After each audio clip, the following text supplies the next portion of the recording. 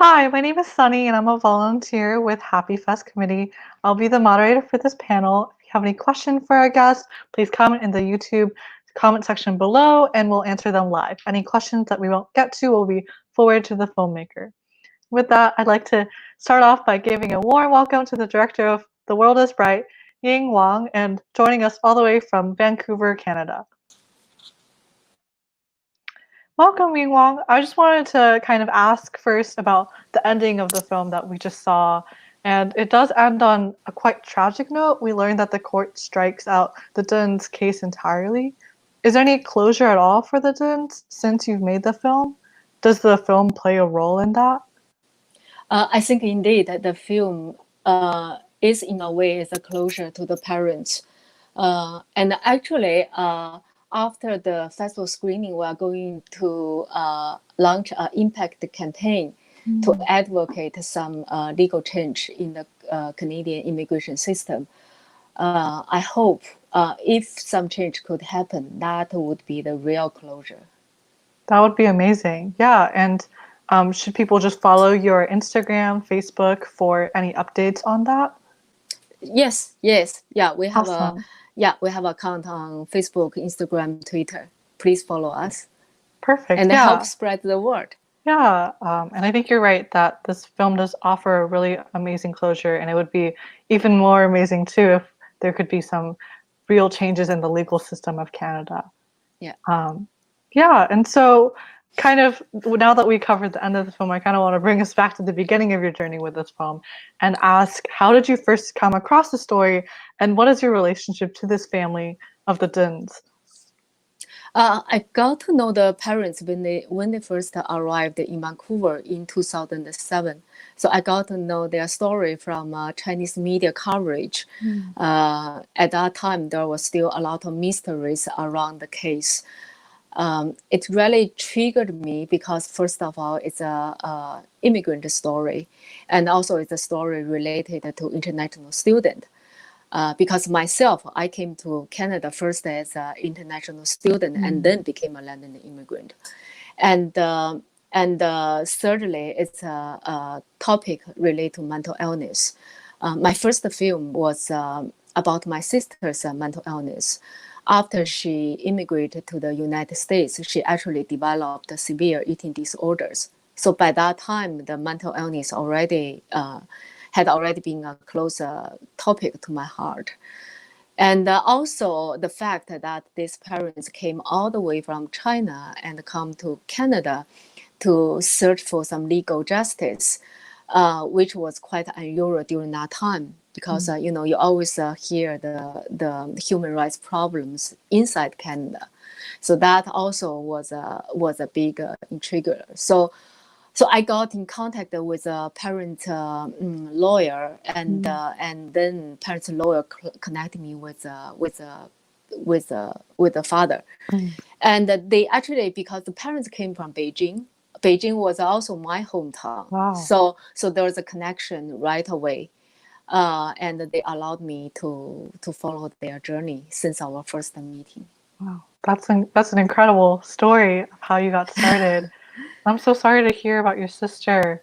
Did that make it harder for you to kind of make this film because it hit so close to home, or do you feel like because you could relate in many ways to this family that you were better equipped to make a film about them?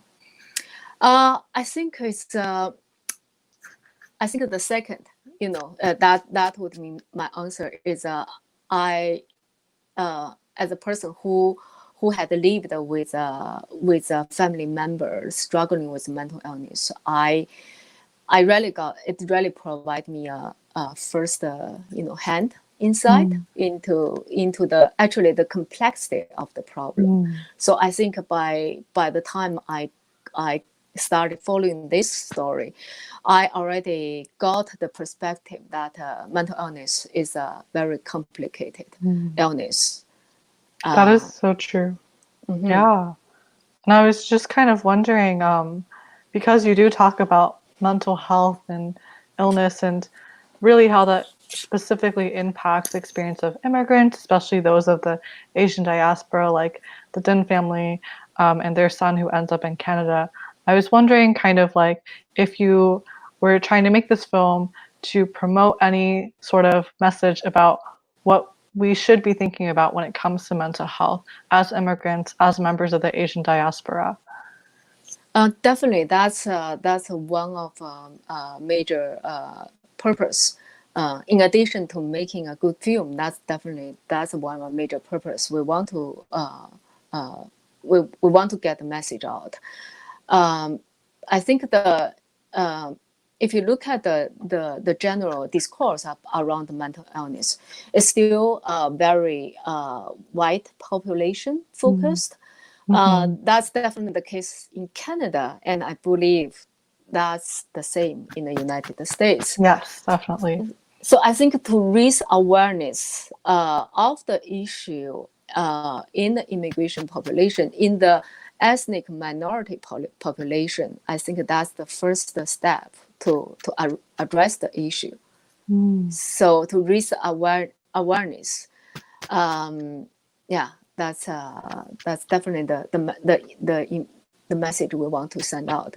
But of course, to solve the issue, that's there's a lot of complicated works we need to know, and we also need to inform ourselves, because academically there's already a lot of research being done, particularly related to the migrant, the act of migration, and how that affect on the mental problem, and actually particularly psychosis, which is the Shimin had in the film. So there's already a lot of research being done, but I think in the for the general public, there's still not enough awareness around that. Definitely. There's always that gap between what the researchers and academics are doing and what the public is thinking about. What do you Yes, think? and of course there's a stigma, right? Like Definitely. stigma around that, particularly in our Asian Yeah. communities. So how to break down that stigma? That's another topic. Yeah. Definitely. I think your film does a really powerful job of trying to do that. And I guess it seems like I was just wondering if you also have any advice, maybe knowing that you experienced this within your own family and you followed the Duns for such a long time, and was kind of following their process with understanding mental health more of their son. Do you have any advice for Asian families who might not be so aware of mental health issues? I think the economic advice, I think it is the same. I think the first step is we need to be aware of that. We need to be aware of our family members, not and then ourselves. In our life circle, we might run into this problem, but it's not a big deal, because as a lot of experts we interviewed, they said, it's like a cold we always get, right? But nobody would question if we have got a cold or got a fever. But why, if we sometimes in certain part of our life we run into mental illness, why that became a big shame? Definitely. So we first we have to be normalize that, and also aware that everyone can have that, and open to the discussion, open to communicate with other people, and then open to treatment. You're so right. Raising awareness and being open to all these ideas are so important. I just want to kind of bring it back to the film and ask some more specifics about that. Sorry for getting us a little off track. I was just curious knowing No, that no, you have no. this I think experience. this conversation should be. Yeah, and I guess when I was watching the film, something that really jumped out to me was all the amazing different media that you were able to capture in this documentary. Not only did you have what is the traditional idea of documentary footage, interviews, following what the parents were doing, but you also had footage of the childhood books of Suming and his photos and his journals, and even pop culture video clips and references. And so I was just wondering, like, what made you decide to include all these different kinds of media? what's it decide? I think first of all, it's decided by the what kind of story we want to tell. At the beginning of the following the parents, our focus was the legal case. Mm. But then along the road, and the family dynamic revealed itself, and became more and more prominent, and more touching, and also more personal. And also during the whole process, you can see from the film the parents, they are changing. Especially the father began a lot of self reflections. So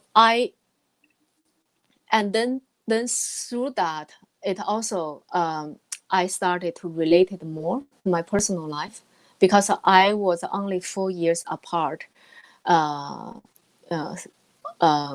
in terms of age with Shiming. We grew up in the same generation and the same kind of historical period.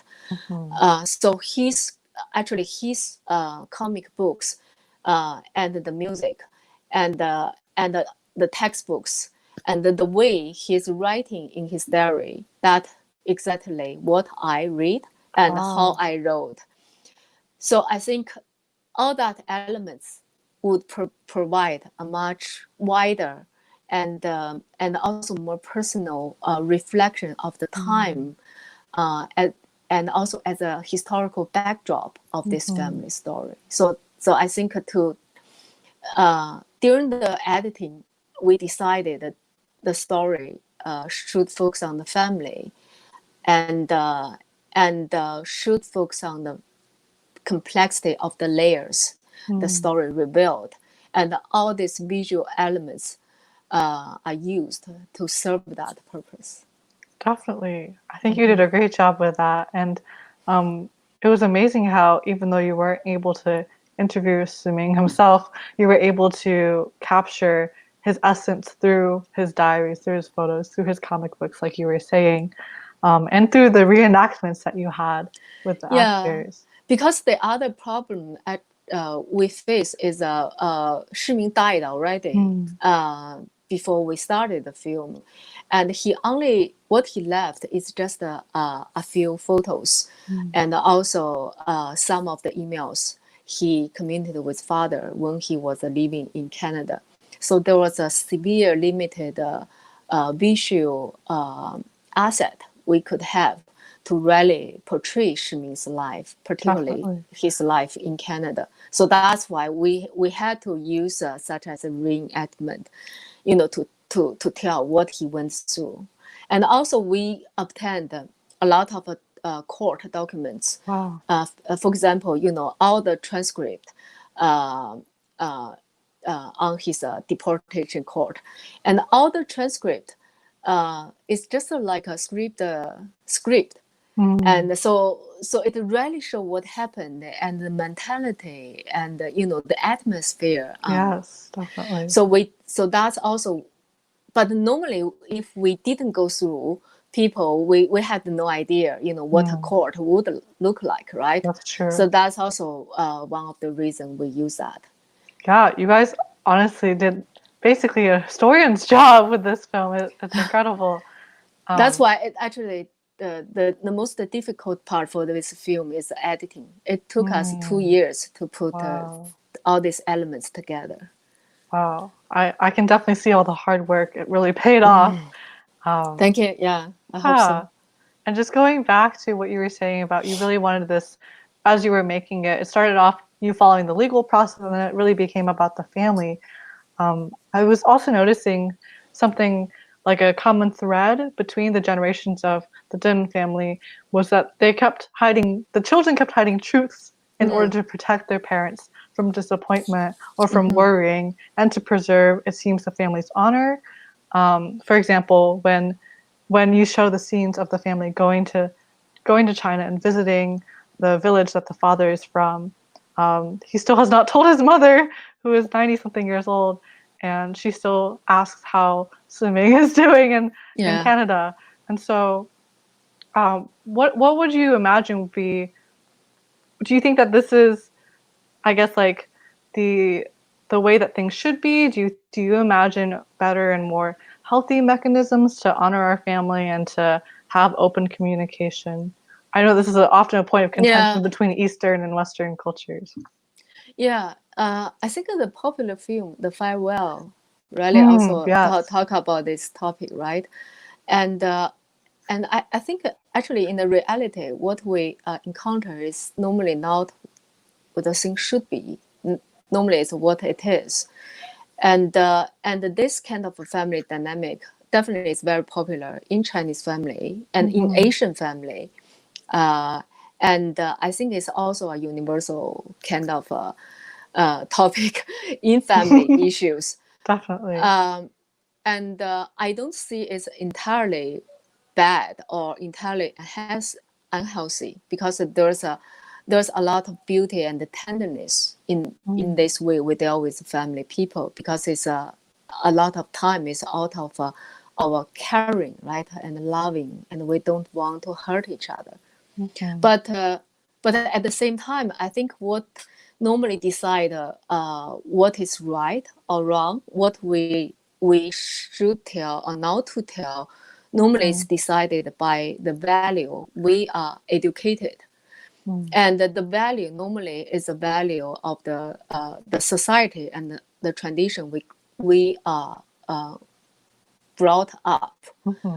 I think in a more open, more democratic, less oppressive kind of a society, as well as a kind of a family, the communication normally is more open, more honest.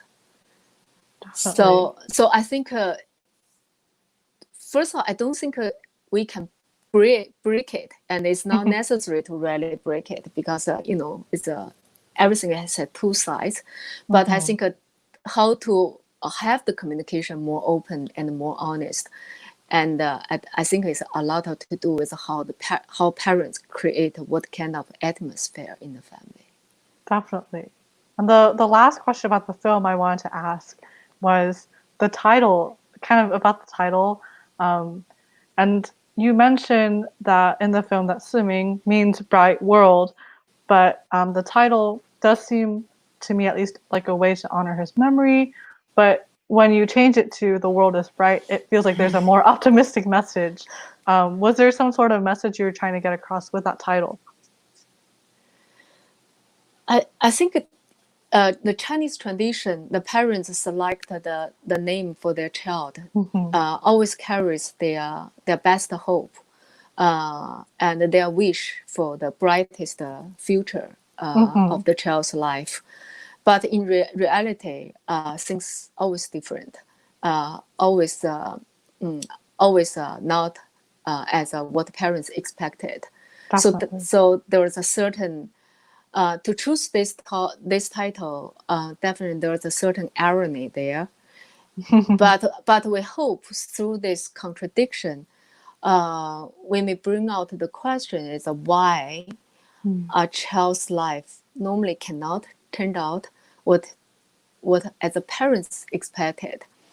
Maybe we should question about that expectation, what we really expect from child, and what that expectation showed.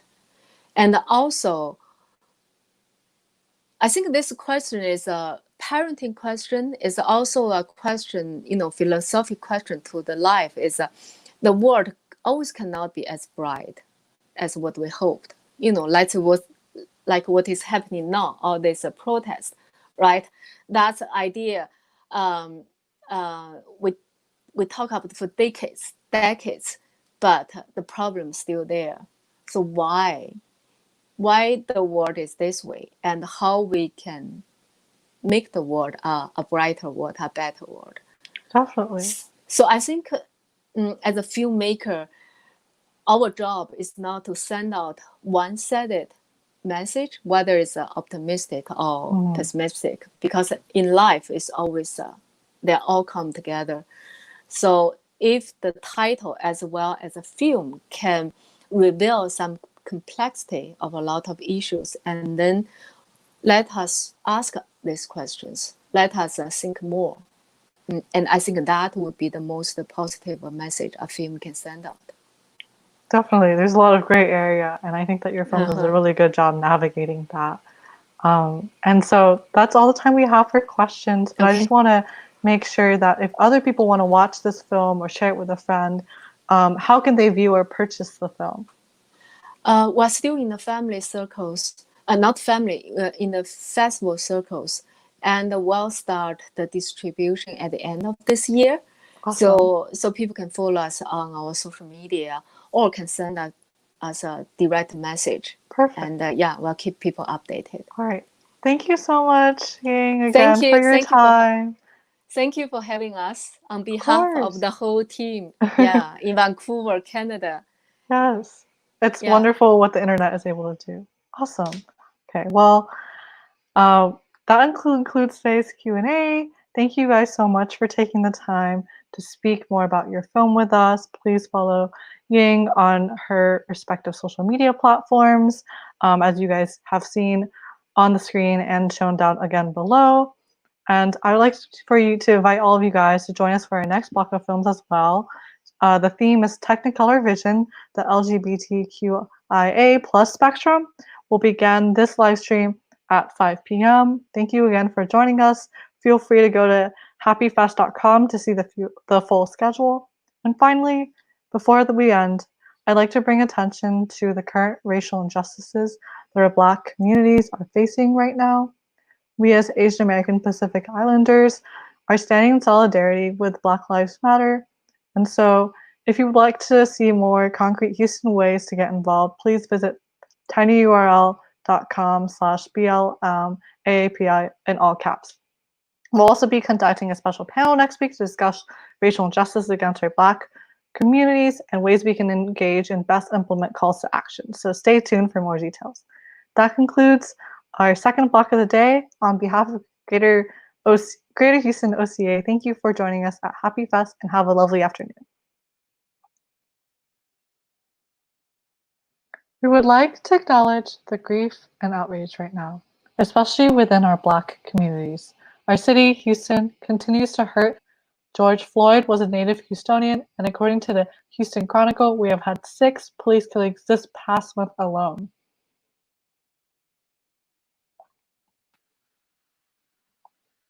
As Asian Americans, we have to acknowledge and interrogate our own anti-Blackness and relative privilege within American society. We have to actively unlearn our own biases. It was Black activists who pushed against racist naturalization laws and supported Asian Americans after the racist murder of Vincent Chen. Black activists stepping into action have benefited our community in profound ways. We must move beyond being a bystander and join the larger movement of Black Lives Matter. Join us in donating, protesting, petitioning, educating ourselves, and supporting our Black brothers and sisters in whatever way we can. Visit tinyurl.com/BLMAAPI, all caps, for more detailed ways to help, including Houston-specific bail funds, scripts to call local representatives, and translated letters to our family members, all of which you can join us in doing in between screenings. On behalf of OCA Greater Houston and the Happy Fest Committee, thank you for joining us on this broadcast.